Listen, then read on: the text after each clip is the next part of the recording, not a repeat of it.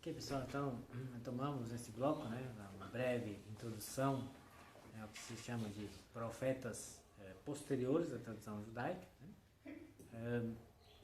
As referências que eu vou fazendo aqui, né, às vezes eu cito algum episódio bíblico, mas eu estou fazendo, às vezes são citações um pouco livres, viu? Porque eu não tô nem com a Bíblia aberta, então eu vou conversando aqui com vocês, é um bate-papo. Então, às vezes a minha citação bíblica é um pouco midrástica, ok? Nem sempre é idêntico, né? Eu não tenho o hábito de decorar a Bíblia. Então, assim, eu vou dando indicações, né, mais ou menos, que ilustrem, né, o caminho feito, mas aí depois, né, vocês mesmos poderão averiguar diretamente nos textos bíblicos depois como é a coisa mais, do ponto de vista mais pontual. Okay, então aqui a ponta do discurso, os profetas posteriores à tradição judaica, né, são 4 livros, assim como eram 4 livros profetas anteriores.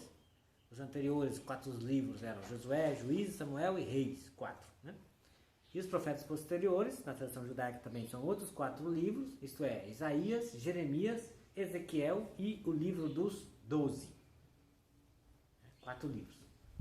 Lembrando que este 4º livro, que é chamado Livro dos 12, compreende, na verdade, 12 livros que nós cristãos chamamos de profetas menores.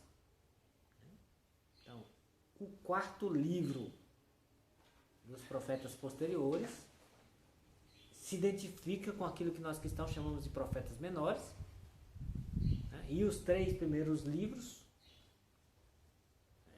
Isaías, Jeremias e Ezequiel, corresponde àquilo que nós cristãos chamamos de profetas maiores. Só que, junto a estes 3 livros, né, de profetas maiores que nós chamamos, nós cristãos acrescentamos mais um, que é o livro de Daniel.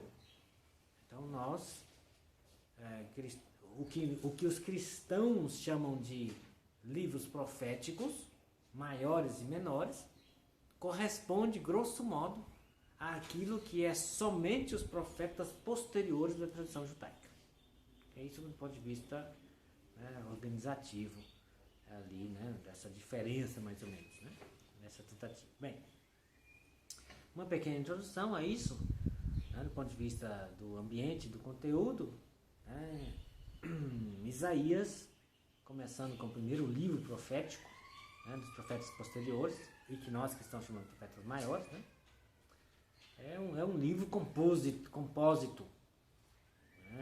Por quê? Porque ali a gente tem, no mínimo, 3 ambientes históricos diferentes, num espaçamento, né, bastante grande de tempo, que certamente não pode ter sido vivido, nem mesmo, digamos assim, vivido por um único personagem. Por quê? Porque o primeiro ambiente histórico é do ano do século VIII a.C., porque Isaías capítulo 6 descreve a vocação do profeta numa experiência que ele tem teofânica dentro do templo de Jerusalém. Portanto, este, né, que é chamado de proto-Isaías, ou primeiro Isaías, é também sacerdote, porque ele está dentro do templo, né, diante do Heical. Heical é o santuário, é o espaço sagrado onde só sacerdotes entram. E aí ele tem essa teofania de Deus, né, que o purifica e que o chama, né, para poder ser o seu profeta. E ali o capítulo 6, versículo 1, menciona, começa dessa forma, né, no ano em que morreu o rei Uzias. E a gente sabe esse ano, o ano 740 antes de Cristo. Então a gente está no começo da segunda metade do 8º século antes de Cristo. 740, né, antes de Cristo. Okay?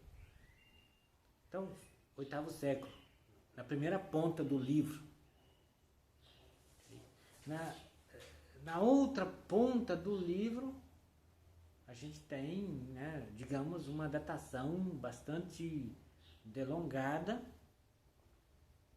A segunda metade do livro, essa primeira metade vai do capítulo 1 até o capítulo 39, que é chamado de Proto-Isaías, ou Primeiro Isaías, grosso modo colocado nesse 8º século a.C., desse primeiro grande personagem que surgiu. A partir do capítulo 40 até o capítulo 55 é chamado de Deutero-Isaías, segundo Isaías, porque aqui o ambiente histórico é diferente. O ambiente histórico é diferente. Já menciona nesse bloco aqui o rei dos persas, Ciro.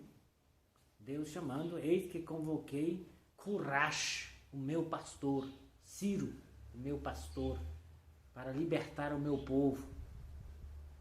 Ora, essa libertação, a gente sabe, o povo foi conduzido para o exílio da Babilônia, como eu mencionei no bloco precedente, em 587 a.C. E esse exílio babilônico, né, durou até o ano 539 antes de Cristo. Então ali, por volta do ano 540, Ciro sobe ao trono. Então, qual é a distância de 740 até 540? 200 anos. Então, o profeta que está falando a partir do capítulo 40 não pode ser aquele que recebeu a vocação lá no capítulo 6, no ano 740 a.C., porque 200 anos fica difícil, né? Então o ambiente é outro. E por isso é um discípulo daquele primeiro profeta, né, que escreve esse bloco aqui, né, conhecido como Deutero Isaías, ou segundo Isaías. A palavra Deutero significa segundo, né? Segundo Isaías, que vai do capítulo 40 até o capítulo 55. Okay? E aí um terceiro bloco, né, o capítulo 56 a 66, grosso modo é chamado de Trito Isaías, né? Trito terceiro Isaías. Por quê? Porque nesse bloco aqui, né, o profeta fala, né, da preocupação em restaurar o templo de Jerusalém, em restaurar as muralhas de Jerusalém.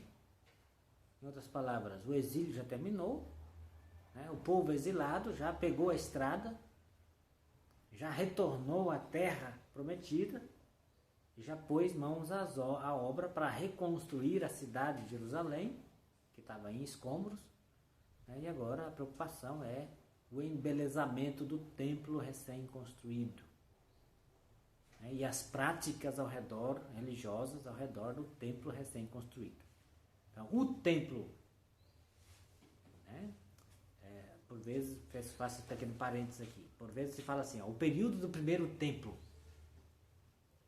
Quer dizer, o primeiro templo foi aquele templo construído por Salomão, que sobe ao trono em 970 a.C. E os 2-3 anos constrói o templo. Então o templo classicamente é colocado a sua construção no ano 967 a.C., o templo de Salomão, que dura até 587, quando Nabucodonosor entra na cidade de Jerusalém, destrói a cidade e destrói o templo. Aí começa o exílio babilônico, que vai até o ano 539. Porque em 539, Ciro, o rei dos persas, dá essa liberdade de retorno de cada povo para a sua própria terra, para a sua própria pátria, né, como estratégia de governo. Não porque o cara era bonzinho, santinho, mas porque, né, o Império Babilônico tem escravo demais e pouco serviço para fazer. Ele considera que, voltando para a própria nação, sendo um povo subserviente, né, terá muito mais vigor para trabalhar, produzirá mais, poderá receber impostos e lucrar mais com isso. É uma estratégia econômica. Ninguém quer trabalhar escravo, né? Não, ninguém quer trabalhar escravo de jeito nenhum, né? Mas pior ainda trabalhar escravo fora da própria terra. Então, estratégia. Então, E aí o povo retorna, portanto, né, do exílio babilônico e começa a reconstruir a cidade de Jerusalém, a reconstruir o templo de Jerusalém. Né? A cidade é logo reconstruída, né, porque o povo quer construir casa, quer morar, mas a construção do templo demora um pouco mais.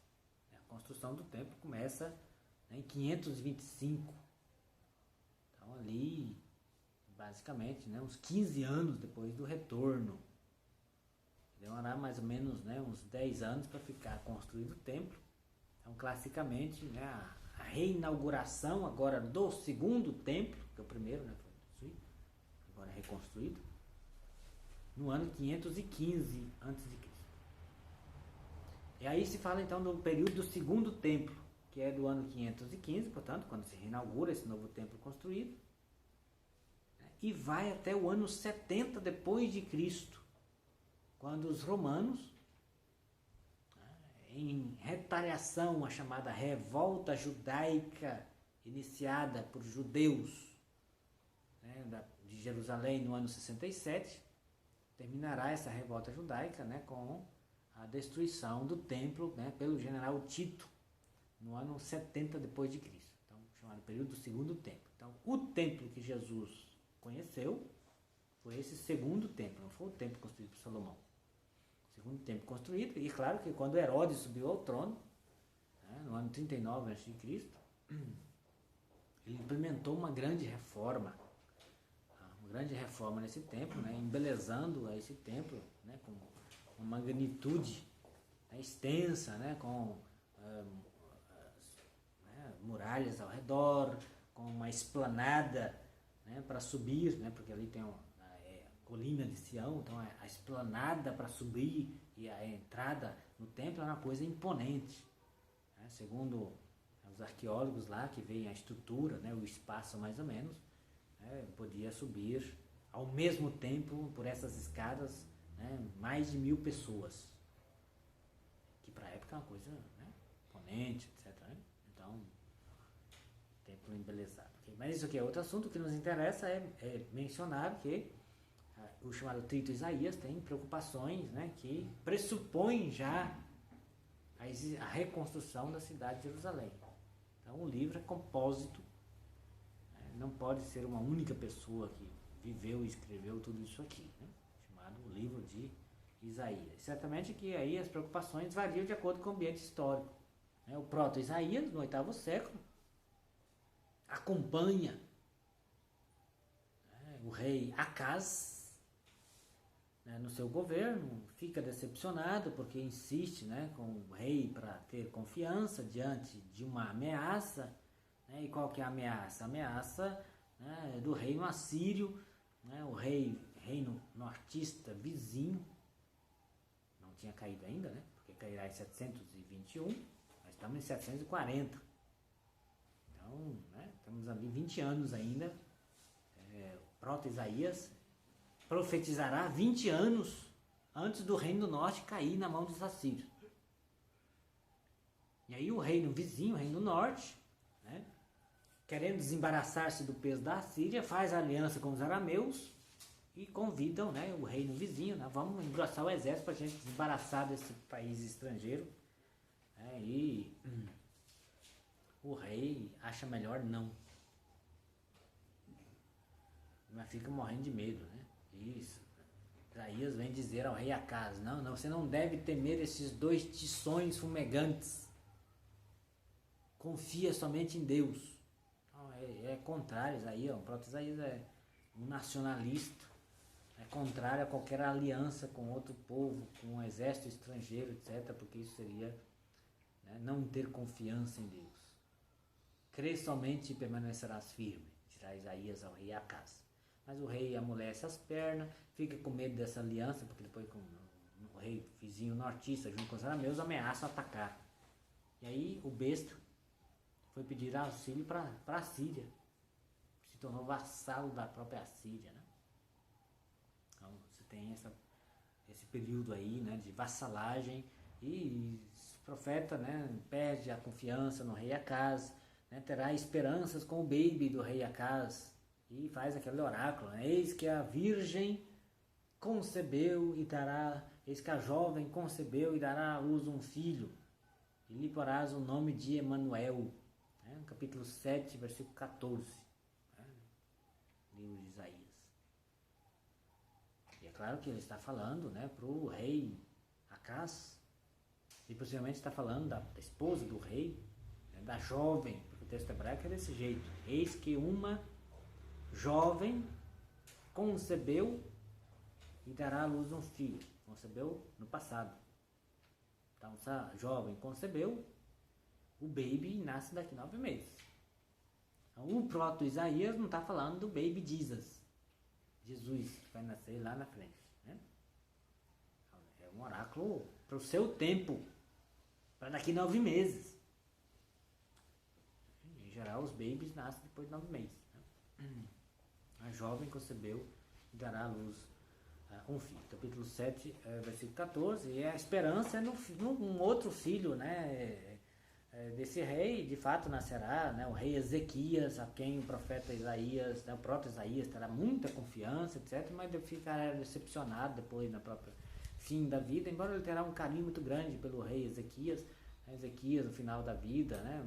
Capítulo 37, 38, vai ficar doente, gravemente doente, né? Pedirá socorro, intercessão do profeta, o profeta intercederá por Deus, Deus vai curar o rei, etc. Né? Então, assim, terá um carinho muito grande por ele, mas ficará decepcionado porque, diferente do pai, né, que se submeteu ao reino assírio por não ter coragem, né? Esse aqui, né, o filho Ezequias, simpatizará com o Egito. Né?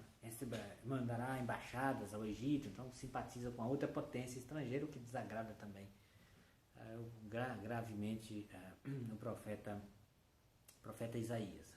Então, é claro que só vou tomando aqui essa questão, né, do oráculo capítulo 7, versículo 13, 14, por ali. Né, depois a tradução grega desse negócio, vocês sabem que a Tanakh, escrita em hebraico, né, foi traduzida para o grego, né, no século III a.C. Né, texto aqui, né, de Isaías, do século VIII. Depois, no século III, os judeus da diáspora em Alexandria, no Egito, falando do grego, traduziram esse material para o grego.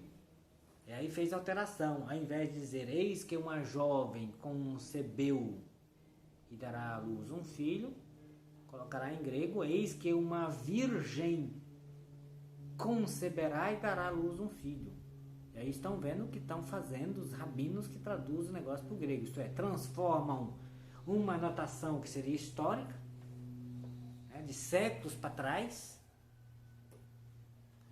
de 5 séculos para trás, porque se uma jovem concebeu, então lá atrás, 5 séculos atrás, se concretizou já.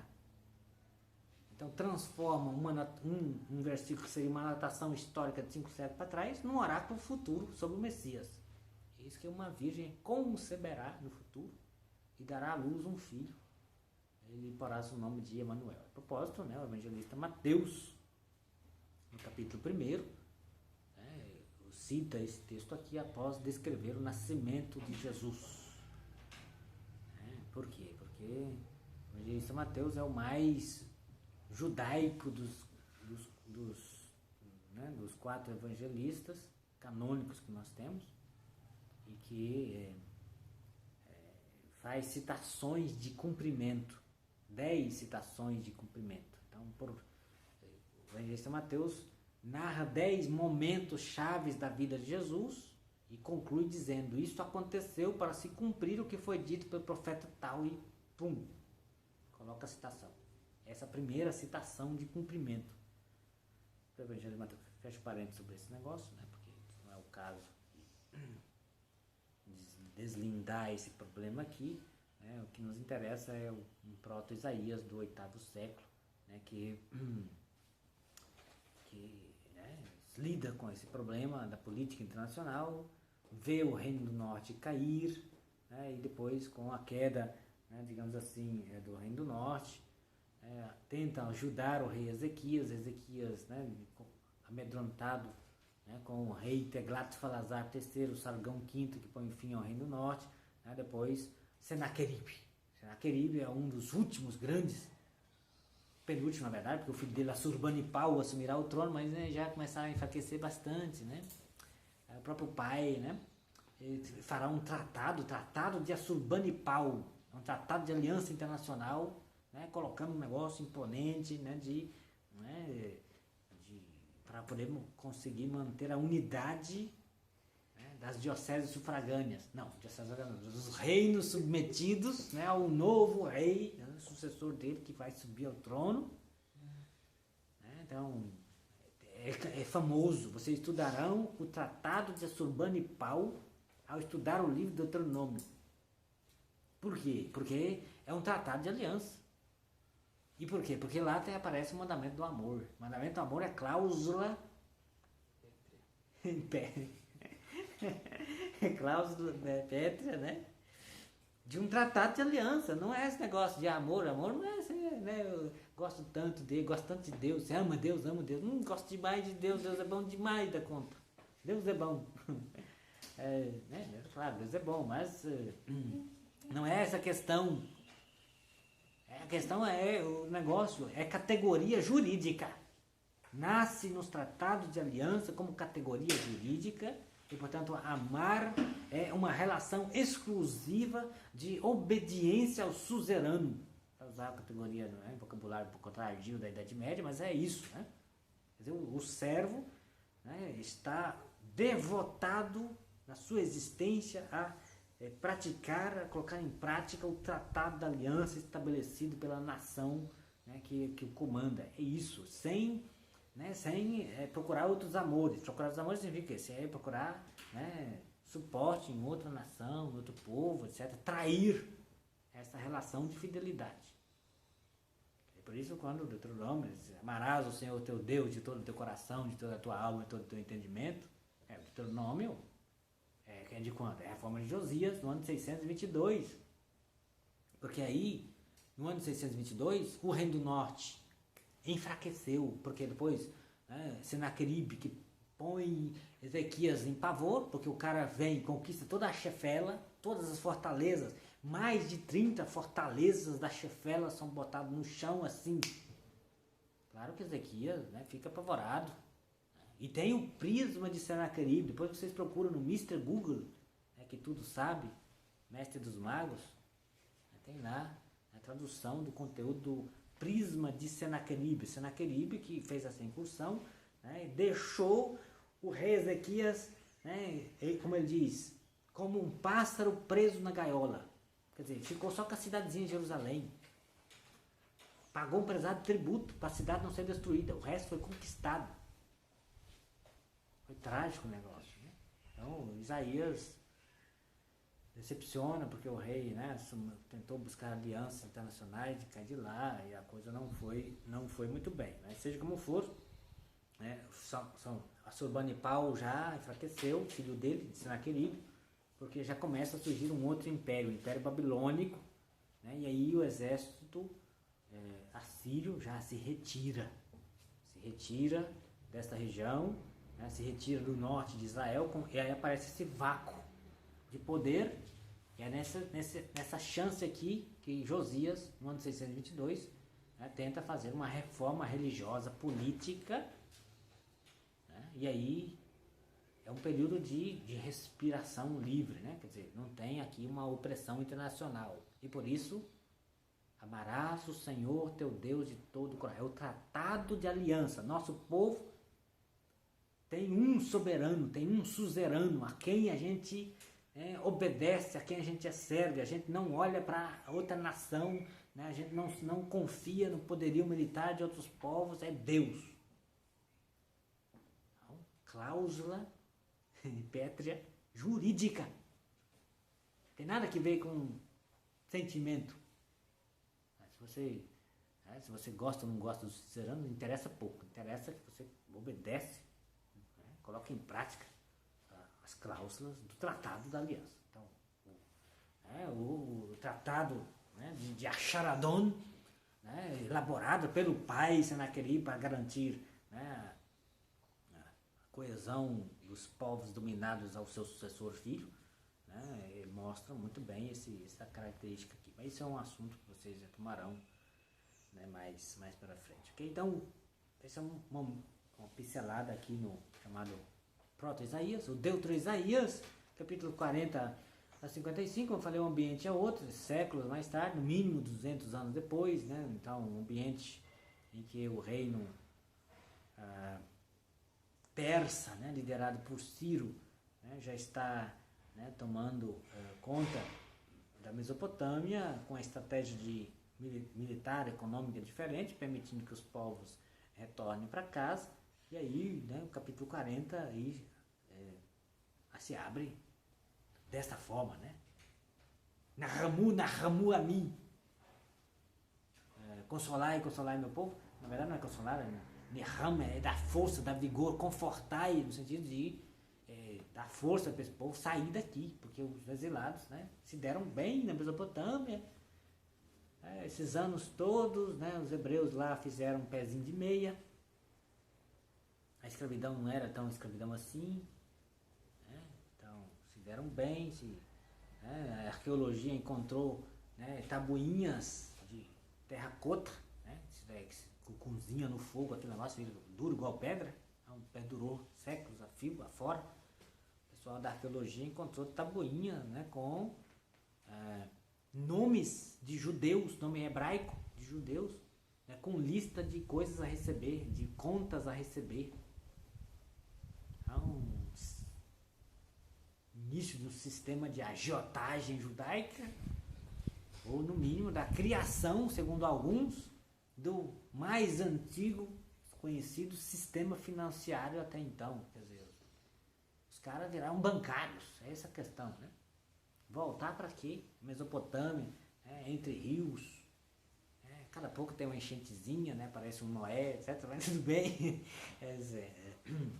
terra fértil, né? Voltar para Jerusalém, não tem água nenhuma lá, só tem pedra. Quer dizer, fazer o que lá, né? Estamos aqui de boa, já falamos outra língua, nossos filhos já nunca só ouviram falar de Jerusalém, né? Quem veio de lá já está morto, ou quem não morreu, né? Já está com as pernas carunchadas já, né? Não dá conta também de andar, voltar que jeito, acabou, né? A nova geração, como você faz uma nova geração tomar consciência da identidade judaica, da identidade da aliança e da importância da terra prometida. Transmitir toda a tradição religiosa.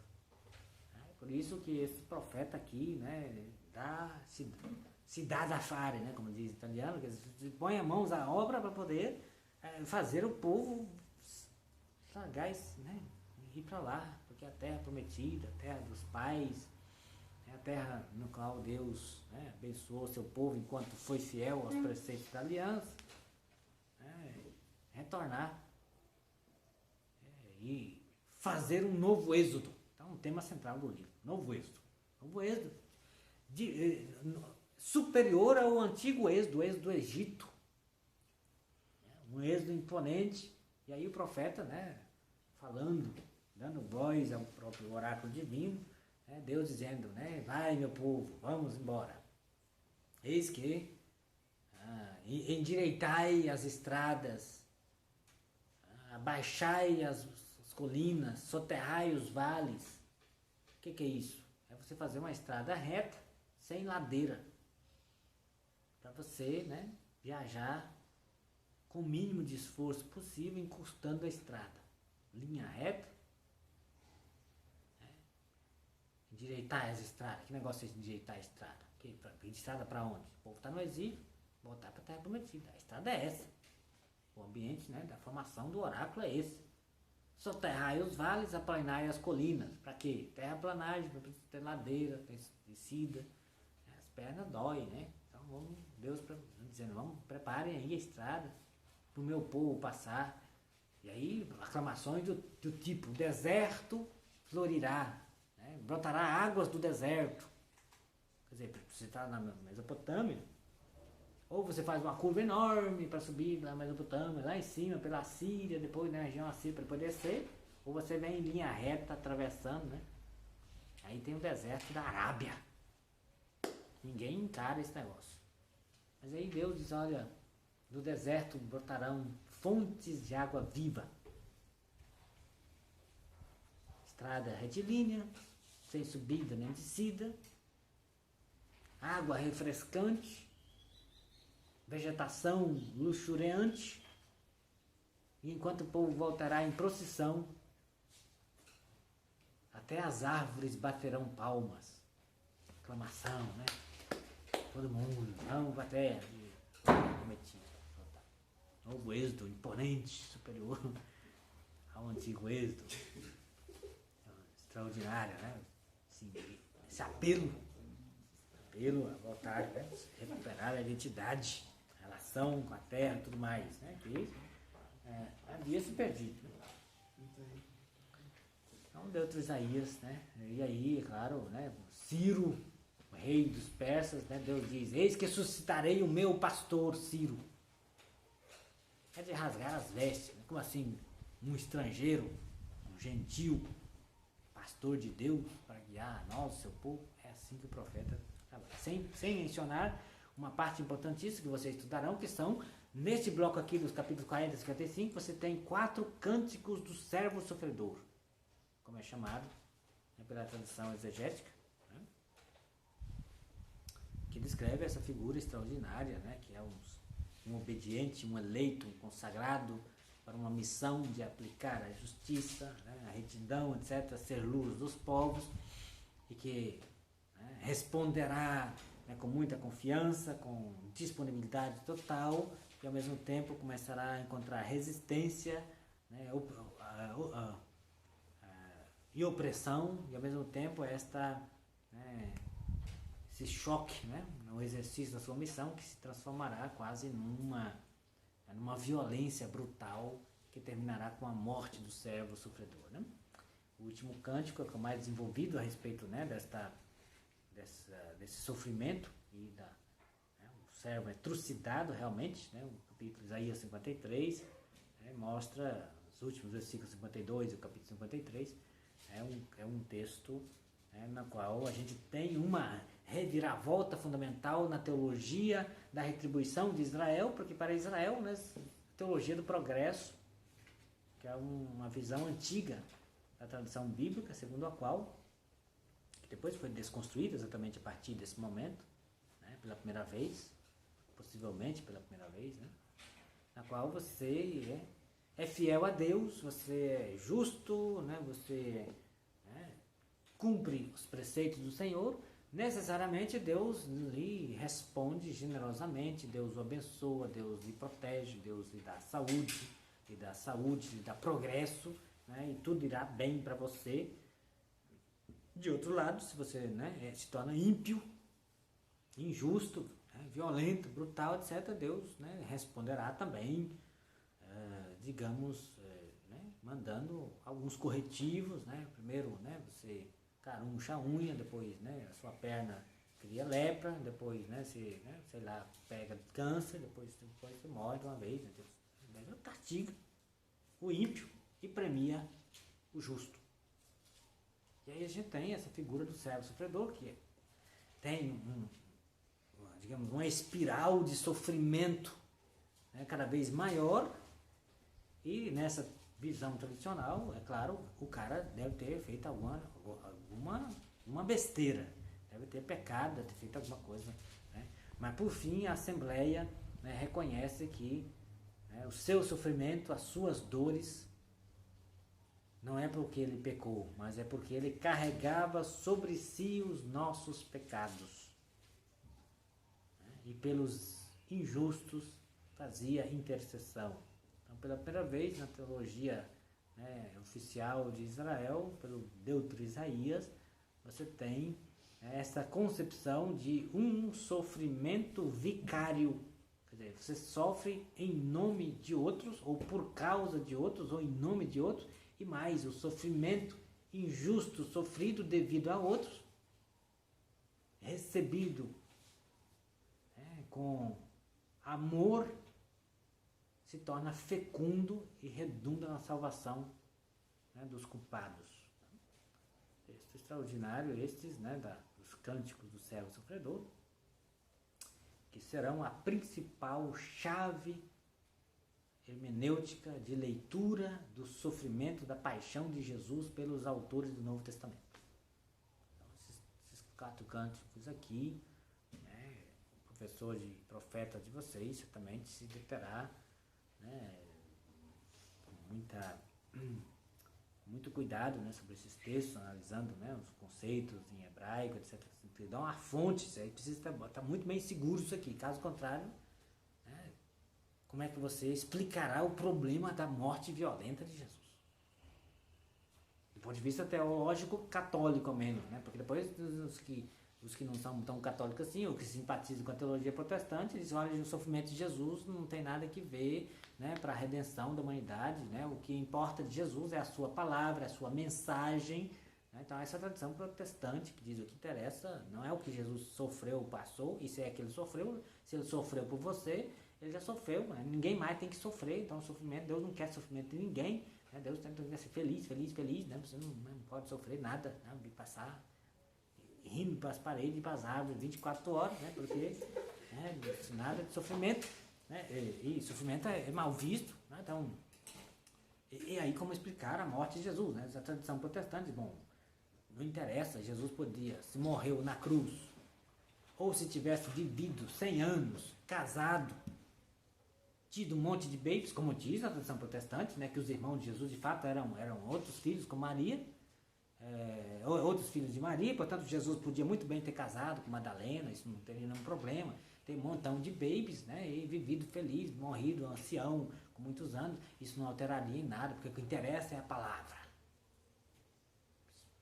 Pensamento totalmente protestante, né, e que alguns biblistas, inclusive, né, que no terreiro católico assumem essa estrada aqui.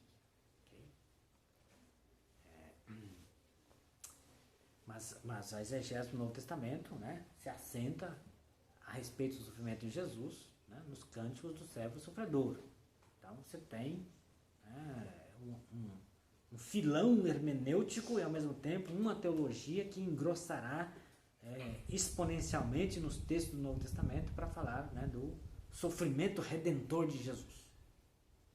Isso é inescapável. Para você arrancar isso aqui, como querem vários biblistas por aí, você tem que apagar muitos livros do Novo Testamento, jogar no lixo. Né? No lixo, um montão de textos do Novo Testamento. Aí o livro de Isaías com essa preocupação, né, da restauração do templo, da restauração, né, do culto, né, da restauração do sistema sacrificial, né, e o início, né, do chamado judaísmo tardio, com a criação no contexto pós-exílico, chamado Sanedrim, do Sinédrio, portanto um governo teocrático, né, presidido pelo sumo sacerdote, por fariseus, doutores da lei, né, saduceus, etc., e também por anciãos, né, que são grandes proprietários de terra, né, que têm estrutura e envergadura econômica para governar o país, né, que será mais ou menos, né, o que manterá o funcionamento do país até a autoproclamação. Claro, terá momentos de guerra, momento dos asmoneus, etc., né, os macabeus, né, momentos difíceis, mas o país sempre será governado por esse chamado Sinédrio, presidido pelo sumo sacerdote, até que o próprio Herodes o Grande se autoproclamará rei, conseguirá o título de Basileus junto, né, ao triunvirato romano, né, mas mesmo assim com esta aliança aqui com o Sinédrio. Então esse ambiente, né, que é gestado mais ou menos ali nesse contexto do Trito Isaías. Ok, pessoal? Introduzir só um livro, Isaías, né? Na próxima aula a gente procura adiantar um pouco aqui, né? E terminar essa introdução aos profetas e a gente passa, né, para outras águas, né, que nos espera o profeta. Obrigado pela paciência, né, de mais uma manhã de conversação, né? Bom restante de dia, bom restante de semana, boas aulas.